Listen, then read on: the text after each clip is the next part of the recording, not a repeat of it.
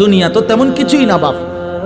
যদি কিছুই হতো, দুনিয়ায় যদি মূল আকাঙ্ক্ষা প্রিয় বস্তু হতো, তো আল্লাহ বেঈমানকে দিত না, ইমানদারকেই দিত।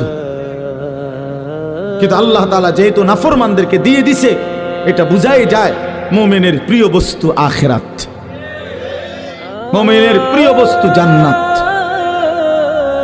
মুমিন সফল হবে সেদিন হাসরের ময়দানে, ডান হাতে আমলনামা পাবে যেদিন, ইনশাআল্লাহ। হ্যাঁ, সেদিনই মুমিনের সফলতা। কত দেখলাম তোমারে ফাঁকি দিয়ে এই কাম বানাইলা, কোন ফাঁকি দিয়া? হায় হায়, এই কামটা বানাইলা কেমনে?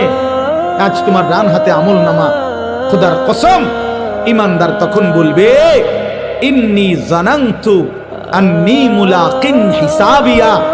এই বাবা, বন্ধু, তুমি যদিও দেখছো আমারে একই অটোতে, একই সিএনজিতে, একই বাজারে, একই হোটেলে, আমি তোমাদের সাথেই চলছি ফিরছি, খাইছি ঘুমাইছি, কিন্তু আমি কলিজা দিয়া বিশ্বাস রাখতাম এই হাসরের ময়দান হবে। এজন্য আমি বাজারও করছি, নামাজও পড়ছি, ব্যবসাও করছি, হালালও কামাই করছি, আখিরাত মনে রাখছি, এজন্য ডান হাতে আমলনামা পেয়ে গেছি।